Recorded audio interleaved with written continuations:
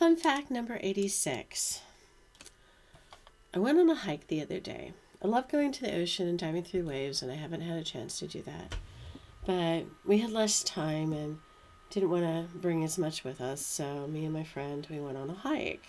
It was kind of an impromptu thing.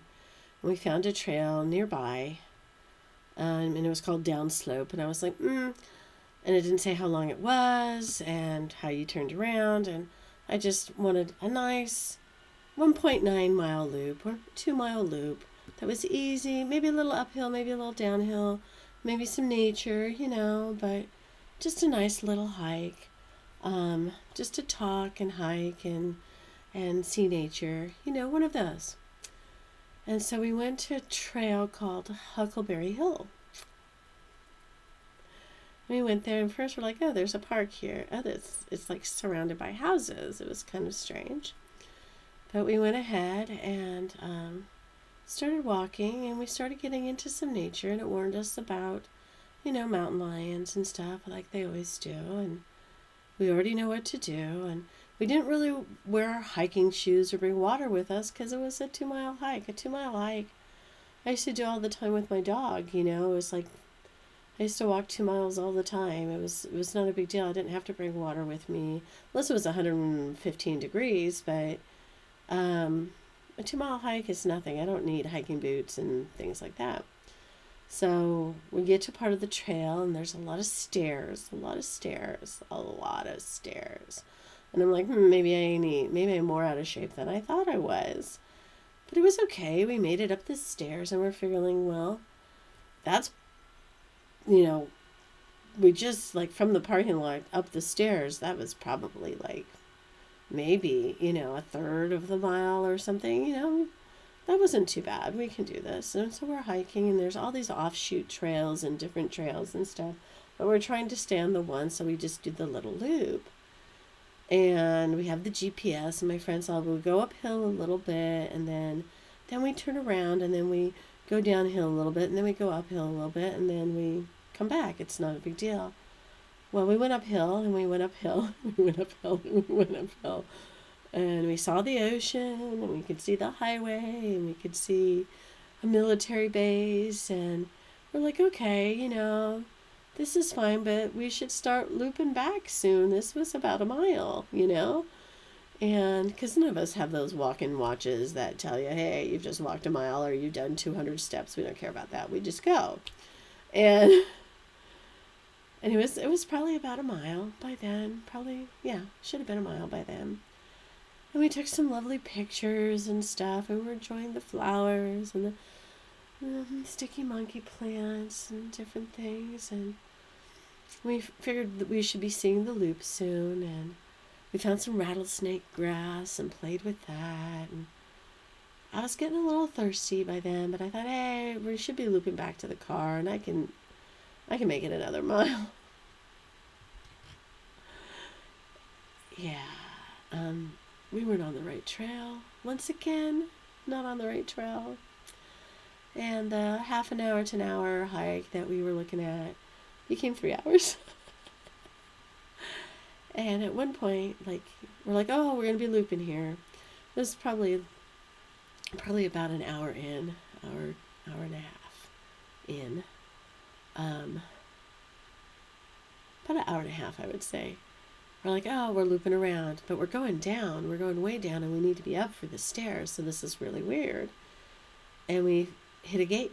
We couldn't go on the trail anymore. They had put a gate there and said no entrance. It was a restricted area. But you could see the trail, and you could see it going back and going up and really nicely. And I was like, okay, what do we do now? So we kind of made our own trail from there to go back, and it looked like there was a deer trail or a trail that somebody made in tall grass, my favorite thing. And at least it wasn't the close path that we were on at one point that had poison oak and stuff on the sides, and I'm trying not to touch everything and keep my balance while walking on a very narrow path. But the worst part for me was at about, I'd say, the 2 hour mark. we made it through this little trail, and we turned a corner, and we're like, yes, okay, but we knew we were going to have to go up a lot to get back to where the stairs might be, and it was a granite rock. It was a granite rock, and it was a kind of a trail, but it had sand on it and loose rocks, and you could see that maybe people had walked on it, but it was very, very steep, and I was trying to go up it, and I was like this close to the trail, almost on my hands and knees. It was almost, I finally did get on my hands and knees because my ankles were starting to go, and wrong shoes, wrong everything.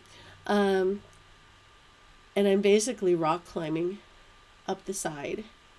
Now, my person with me was still standing up, but they were leaning really forward because they were trying to balance with the steep incline and the rock, and they slipped a few times, and I slipped, and if I would have slipped there, I would have died. That would have been it.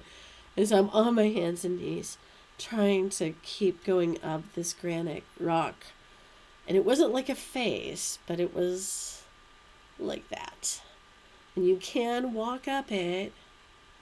And then I remembered my walking stick at home and everything, because I didn't expect this trail.